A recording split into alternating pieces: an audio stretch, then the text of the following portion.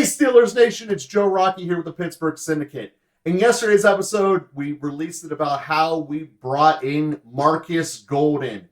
And at the time I filmed it, he wasn't officially signed yet, so give a quick little update. Now he is the one-year deal, and in my video yesterday, I outlined why I didn't think he would be a good fit as the number 4 edge rusher.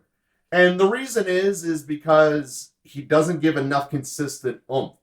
What the Steelers are believing is that as essentially the number 4, or at best fighting for number 3 with Herbig, is that if he has such limited time on the bench, he'll be able to have explosion. Again, we'll see if that theory comes to be true. I believe that you need to show consistent explosion, and then when you're tired, it'll come back. Kind of like the Wizards version of Michael Jordan. Most of the time, he didn't have it, but he was able to give you in short bursts because he always had it. And, you know, Golden doesn't have it. Golden has had 3 years of being spurts and a 9-year career of being in and out. The one that I wish we would have brought in, but I'm pretty sure is pricing himself out of the world, is Leonard Floyd. Leonard Floyd was in the Rams and put up some very good numbers up there as the number 2. It's what you would have wanted to see. But my whole suspicion is that Floyd is pricing himself out of the world that the Steelers would have been shopping in. But I'm using this episode today to also dive into some of the other free agents that might make sense coming to Pittsburgh that, again, we're assuming health, although health has not been a concern of the Pittsburgh Steelers offseason. It's been a drying front thread of it. Is the name that stands out to me that I really would be interested in coming in is John Johnson, the safety. Most of his career was as a Ram, had a pit stop in Cleveland. Guy's only 27 years old, and the guy is a hitter. Dude will mess people up. And why do I think that's important? Is because in a defense that right now we look at how it's schematically drawn up, KZ is a good cover guy. He's got some speed for that. The tangible change between Johnson and KZ is definitely in favor of KZ in the coverage world. Hitting-wise, Johnson comes down and lays some lumber. And the reason I say that this would be a nice addition is not saying Johnson's the opening day starter taking KZ's job or anything like that.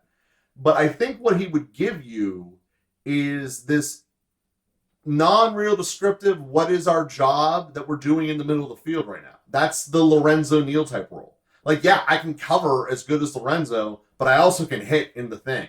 And if you want to run heavy nickel, heavy dime, this is a way to get around the problem that our slot corner position is not exactly awesome.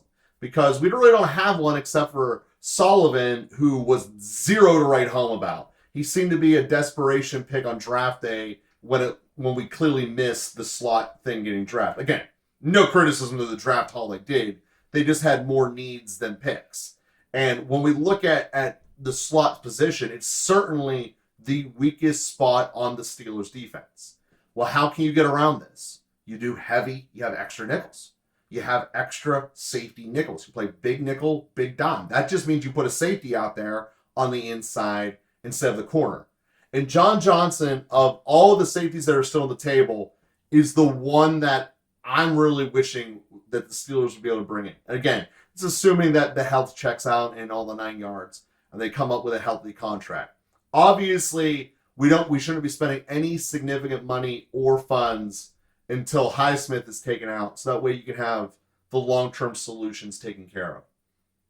And also, on one note from yesterday's video discussing about the Steelers doing the multi-year deals, when they do a one-year deal, it's kind of an indicator that it's a come to camp and then we'll figure it out type thing. And that's another thing with Golden's, as I'm looking at it, is it almost feels as once the numbers come out that it'll be an insignificant, probably league minimum signing. And it's Tomlin going to give him a chance. And quite frankly, it might be like what the Pirates are trying to do. Just bring in some talent and then trade them on final cuts. And that might be a fine solution. Because when I look at this roster, especially at the outside linebacker position, they got 3 legit ones. Haven't had that in a little bit. They've had 2 legit ones for a long time. But to have an actual backup at number 3rd that's good and wants to be here, it's been a while. So I understand having extra depth and wanting to hedge yourself, which in that way, Golden is capable, but he's only capable because we're talking about very limited snaps. Do you want to blow the price tag it would take to bring in Floyd to get here? No. Likewise with Johnson. Johnson, you're not going to break the mold on. The fact he's 27, he's probably asking for some checks. But the reason I chose Johnson out of all the group of free agents he's left is safeties ain't getting paid. It's just a fact of the league right now.